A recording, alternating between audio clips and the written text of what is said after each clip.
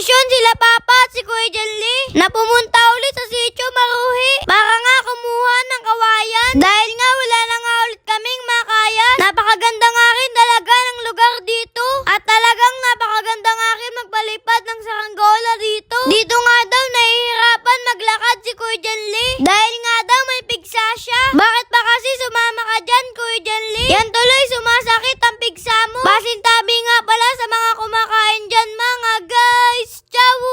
Ang kasama nga pala dyan nila Papa, si Tatay Nico at si Kuya Justin. Sobrang dami talaga ditong kawayan mga guys. Dahil kahit saan ko tingnan sa video na to, buo kawayan talagang nakikita ko. Sayang lang talaga at di ako nakasama dito. Dahil sa oras nga na yan, nasa school pa nga ako. Pero babawi tayo sa susunod na pangunguha nila. Re-request ako na Sabado ng umaga kukuha para makasama na talaga ako mga guys. Ciao! At dito nga nakakita na nga sila ng tuyong kawayan na kanilang puputulin. Si Tatay Nico nga pala ang pumuputol dyan. Napakabait lang talaga ni Tatay Nico, napakasuportive sa akin. At dito nga kahit nahihirapan na si Kuya Janly sa kanyang sitwasyon, ay tumutulong pa rin talaga siya sa pagkuha ng mga kawayan. Si Tatay Nico pa rin nga pumuputol sa pangalawang kawayan na tuyo na nakita nila. Oh, mamagsak. Baka tama ng cameraman ha. Wala na kayong cameraman.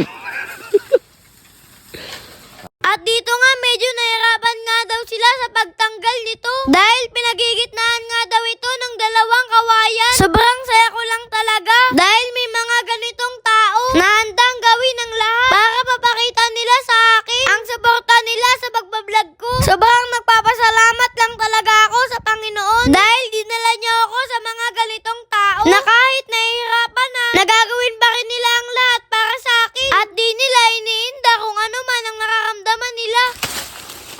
Ayot, wala ano. Ayaw mo maniwala eh.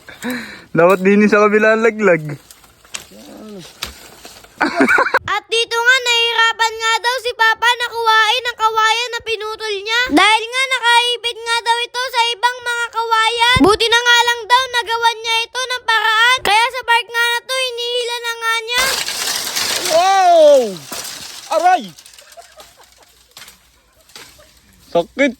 Bago nga pala ulit matapos itong video ko na to, humihingi nga pala ulit ako sa inyo ng tulong. Nasuportahan nyo din ang YouTube channel ko kagaya ng pagsuporta nyo sa page ko. Alam nyo mga guys, parang idol na idol ko talaga si Kuya Presidrian kaya ginagaya ko